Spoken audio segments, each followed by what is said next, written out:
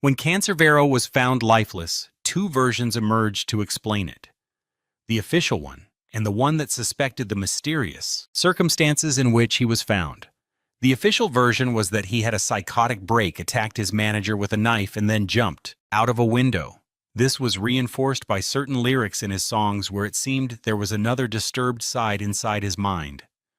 However, people began to find inconsistencies in this story, which started a wave of theories to explain his death. They thought that because of his harsh criticism, the Venezuelan government was persecuted and eliminated by the state. But after years, the case was reopened, and two key people in the story confessed what happened the day the rapper died, resulting in a story even more disturbing than initially believed. This, along with what is written on his tomb, can give us a clearer picture of what Tyron tried to leave in the world before leaving it. But the story does not start here. It begins with Leticia and Chio in a neighborhood of Caracas, Venezuela. Each had already had a marriage and children, but their love was so strong they decided to form a new family together. During the pregnancy, Leticia read poetry to her baby from authors like Coelho Garcia, Marquez, and Neruda. But these were not her only interests. Leticia also loved music and was good at singing. In fact, at 15, she auditioned for television but could not continue because her mother forbade it, warning her that music was a difficult life. On March 11, 1988, this long-awaited baby was born, named Tyron. He learned to read at 3 years old, and thanks to his mother, soon grew fond of reading. Music was never missing at home. His mother sang songs by Juan Gabriel, Ana Gabriel, Julio Jaramillo, and Simon Diaz. However, the family was forced to move because the neighborhood where they lived was hit by a wave of violence. That is how the family left Tyron's hometown and arrived in Maracay to the Las Picas neighborhood, streets that would make a young Tyron transform into the rapper the world eventually acclaimed Canserbero. Things got a bit more complicated for this family when Tyron's father was fired from the hydraulic pump company where he had worked for years. He was an older adult, so finding another job like that was impossible, and consequently he started selling ice cream on the street. However, this was the least of the tragedies in Tyron and his family's early life, because on December 19, 1997, a sudden heart attack took the life of young Tyron's mother. At only 9 years old, Tyron did not cry at the wake. Instead, he comforted his sisters and kept staring at his mother, trying to process, for the first time, what life and death meant. After Leticia's passing, Tyron's sisters immediately took a more central role in his life and upbringing. And later, Rosalva Chio's new wife joined them. But the space left by his mother was a deep void. Around 11 years old, Tyron decided he would try to enter the music world. He started a group with his neighborhood friend nicknamed Blanca Macase. They called this group Barrio Codes. At first, Tyron's music was not exactly rap, but mainly based on reggaeton, merengue, and some hip-hop. His lyrics were fun and simple, written only to entertain the audience and sound good. Fortunately, this duo was invited to a couple of events where they performed 1 or 2 songs, but this phase lasted shortly. Quickly, Tyron began to feel attracted to darker genres with greater freedom of expression because death touched him again, but this time through his half-brother. At 12 years old, Tyron received a call from Siren's mother, informing him that his half-brother had died in a violent act. While walking down the street, someone tried to steal his shoes, and when he resisted, they killed him. Tyron's sisters say this was a very silent morning for him, and maybe this moment also changed his way of thinking and writing. So now we can start talking about Tyron, but in his Canserbero persona, because at this time it seems something inside him changes, and also because around this time he began using this pseudonym. The name comes from Greek mythology, where it seems something changes in him, and also because around this time is when he starts using this pseudonym. The name comes from Greek mythology. Cerberus is the dog or hound of Hades, and his job is to guard the gates of the underworld, making sure the dead don't escape and the living don't sneak in. Don't. A pseudonym that shows us the impact death has on Canserbero's art. In high school, Tyron surprises his teachers with all he knows about history, philosophy, and politics. One teacher recalls that one day he recognized on her desk The Open Veins of Latin America, a book he had already read for pleasure, and that shaped his ideas about rebellion and resistance. Around that time, Canserbero meets Afromac, a producer with one of the largest rap collections in Maracay. That's where he becomes obsessed with the genre and starts getting involved in projects like La Familia del Padrino Commando 57 and Tumbe 380. He also takes part in freestyles and rap battles in the neighborhood and school, becoming famous among his friends for his smart rhymes and quick wit. For him, it's fun, but also a way to challenge himself. Soon after, he catches the attention of Lil Supa, who introduces him to the Maracay rap scene and to Quebec owner of the legendary studio El Techo, set up in the bathroom on his rooftop. That's how Canserbero joins the group Basico along with Supa's rappers. Basico means bass and content, marking the real start of his career. His participation in Basico in 2006 and the album with Supa in 2007, Can Masu Indigos, make his name known in the Venezuelan scene with lyrics that criticize the powerful. With these projects, the public begins to notice that Canserbero is a rapper with something important to say. They manage to get airplay in Caracas, get invited to shows, and gain new fans in the capital, although Canserbero is not yet a big name. At that time, he also participates in a Red Bull freestyle battle where he shows great skill, but loses the first round. Although Canserbero is already known in the neighborhood for his freestyles, he starts making other decisions and dividing his time. That year, he starts studying law and gets a job at a fried chicken restaurant, then at Veneer Auto, where he works as an English translator. He uploads his music for free online, and the few shows he has don't pay the bills. So the job at Veneer Auto helps him become independent from his father, with whom he had already been having some conflicts over not understanding his passion. Although due to studying and working, he has very little time left for rap. Tyron manages to make space to pursue his artistic goals, and in 2008 releases Nuestra Doctrina no es un dogma, es una guía para la acción, his first completely solo mixtape. This album has several standout songs where we see his marked style of social critique. In Guía para la Acción, Canserbero sings, "We must know the laws, know who wants improvements, and who wants to be kings." In Cambiate, he says, changing the world doesn't depend on those puppets who steal from the people and whom the people call leaders.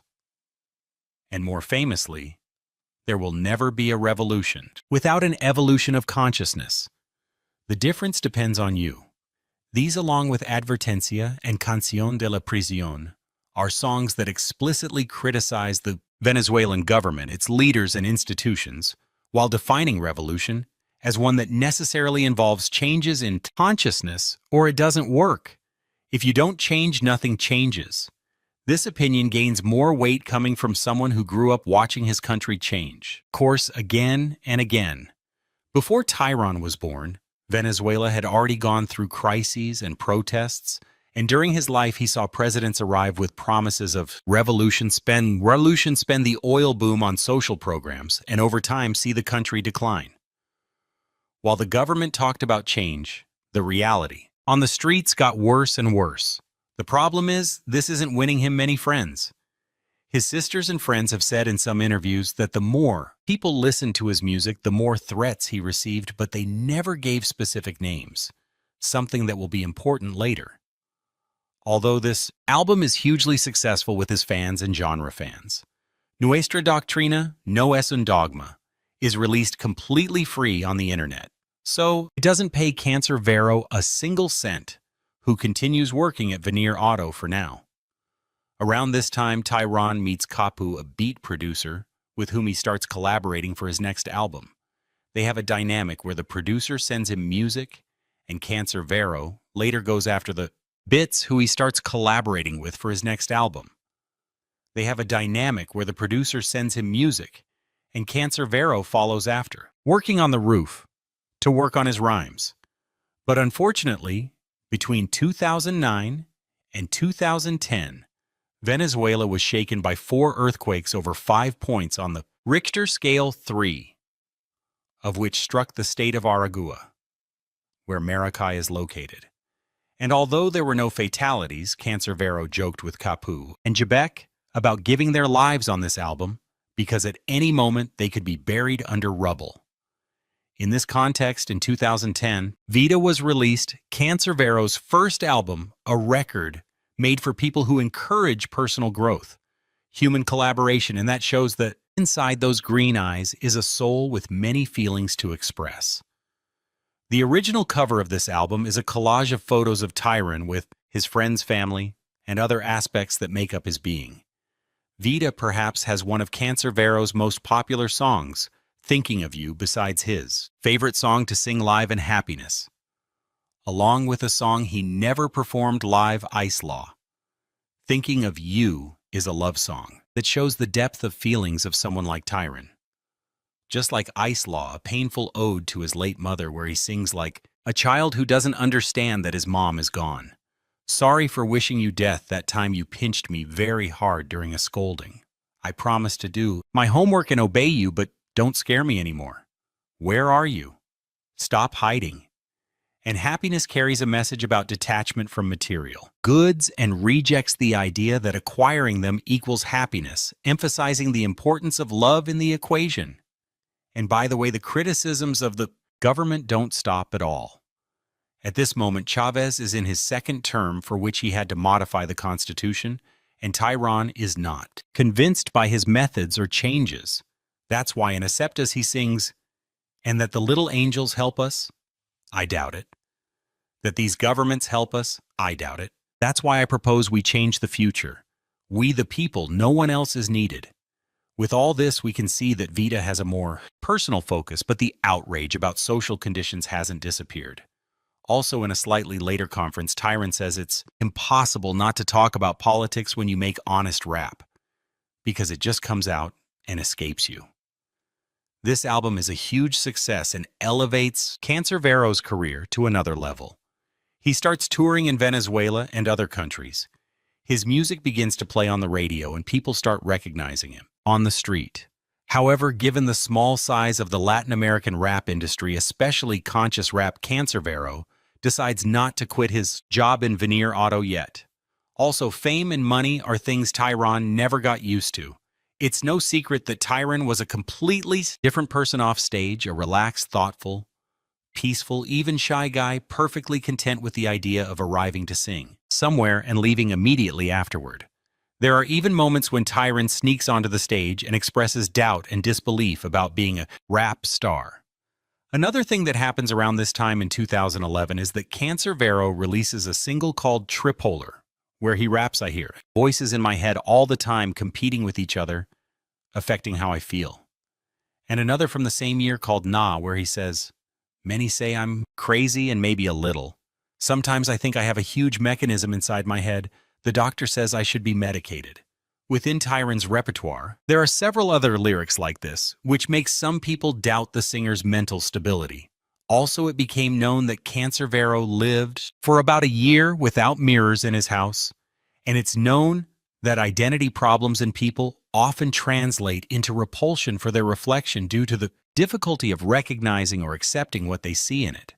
This is by no means a diagnosis, but it will feed the official version that will explain his death, so keep that in mind. While attending the shows he can, Tyron continues with his studies and his job at Veneer Auto, since at the moment he doesn't see his career as something too solid. However, this is about to change with his next album, which he will call Muerte. This album is considered Canserbero's magnum opus and one of the best works of Spanish-speaking rap.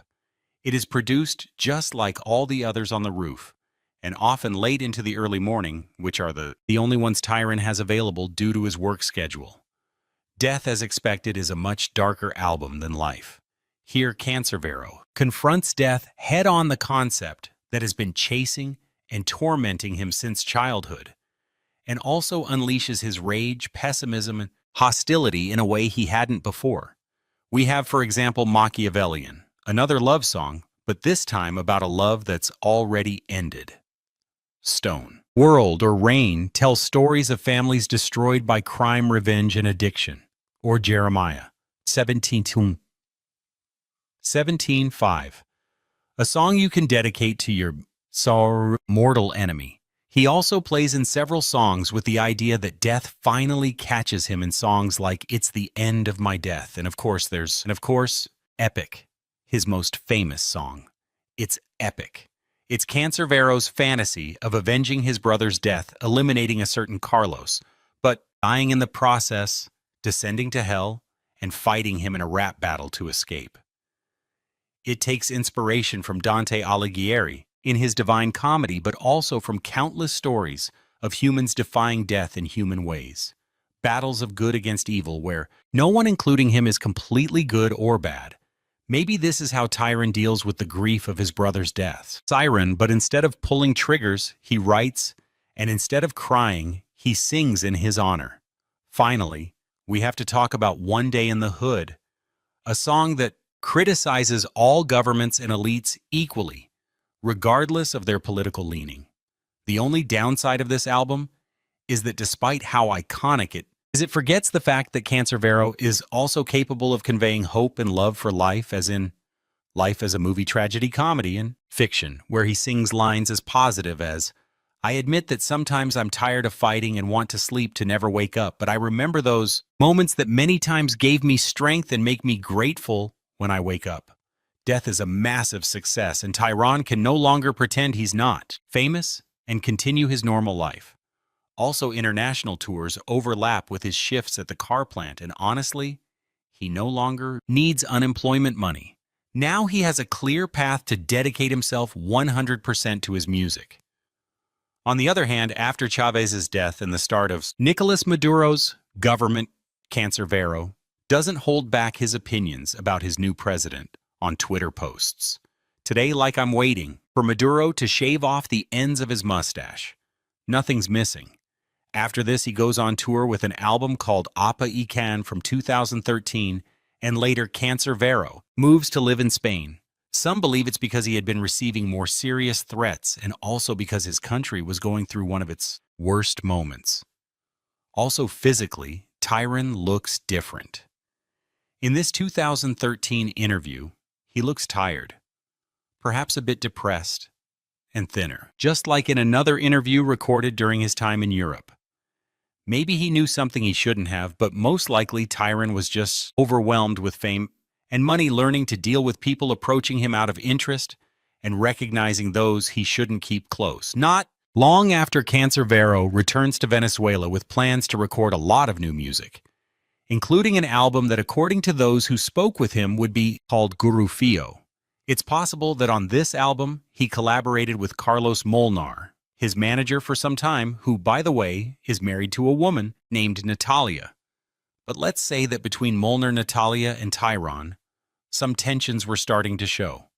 However, and sadly, this album would never see the light of day, because on January 20th, 2015, Canserbero was found dead in front of an apartment building called Camino Real, where Carlos Molnar and his wife Natalia lived. Inside the 10th floor apartment, Carlos's body was found stabbed 17 times, and the only witness to the events is Natalia. The media in Maracay know well who Canserbero is, so they immediately chase the news and report their findings, since the Aragua police give no concrete statement. However, Guillermo, Natalia's brother, has a lot to say and gives the media the story they are looking for. According to him, Tyron suffered periodically from episodes of severe depression and various other mental health crises, and so, as usual, they did Molnar and Natalia let him stay in their apartment so he wouldn't be alone. Then at some point during the night, Molnar tells Natalia that Tyron is hallucinating, acting strangely. So Natalia starts Googling what to do to help a schizophrenic individual while Molnar goes to talk to him. However, while Natalia investigates, she begins to hear a commotion in the kitchen, so she calls the police. But it is too late. The commotion turns out to be the murder of her husband at Tyron's hands, followed by his suicide by jumping out of the kitchen window. This story goes viral worldwide, And although Tyron's family soon disputes it, saying he had never shown any symptoms of schizophrenia or anything similar, the Venezuelan prosecutor's office is already investigating this as a homicide, and there is nothing they can do. But there are too many things that don't add up, even in the hypothetical case that Tyron had been having an uncontrollable psychotic episode. First, the window from which Tyron supposedly jumped is made of glass blinds, segmented panels, that can be opened and closed. These blinds had been carefully removed from the slats, which is completely inconsistent with the behavior of someone who is desperately trying to take their own life. Not to mention that these blinds were back in place on the slats when the police made their crime scene report. Second, Tyron's body was too far from the window. That impact spot does not match someone who lets themselves fall into the void, but it does match someone who was pushed or thrown to their death. Third, there are no traces of Molnar's blood on Tyron's body or clothes, which is quite strange considering he supposedly stabbed him 17 times. And perhaps most importantly, Tyron had 2 stab wounds on his side. Beyond all that, we could add generally suspicious facts such as the security cameras being turned off, money missing from Tyron's most recent tours, or Natalia Mestica practically fleeing the country and going to Chile after this incident. But despite everything, in less than a year, the Venezuelan prosecutor's office considers the case a murder-suicide. For the family and several of Canserbero's fans, the outcome of these supposed investigations is a blatant falsehood.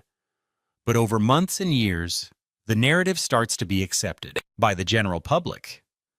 And look, it's not entirely crazy to think that Canserbero could have had a diagnosis like schizophrenia, although he supposedly showed no symptoms in the past.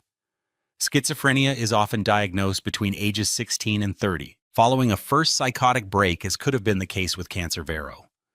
And many people who believe this theory justify it by recalling songs like Tripolar and Na songs where Tyron himself says things that support this idea of psychiatric disorders and multiple personalities. But if you agree with this narrative, there is a key factor you forget, and that is that logic is too biased by the first statement that was conveniently given, so the whole narrative was built on that. But those who oppose this theory suggest that the title Tripolar is just a wordplay alluding to the 3 heads of the Canserbero dog, and that the lack of mirrors could also be interpreted in many other ways, such as an expression of rejection of vanity, and that singing with different voices is very common in rap. But for a prosecutor's office that wants to close the case quickly, and for the media wanting to make a new report, lyrics like these and many others in the repertoire serve to tell a story where Guillermo Amestica's version makes sense, which for practical purposes is already the official version of events. However, over time, inconsistencies in the case begin to raise suspicions among fans as they think the official version was a fabrication and not the reality of the facts.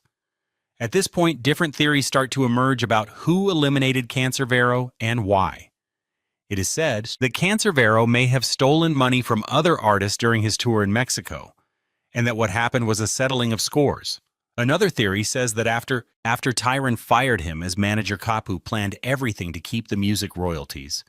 And the most accepted idea is that Tyron was targeted by political forces since he began openly criticizing those in power and pointing out things like corruption, crime, greed, and war.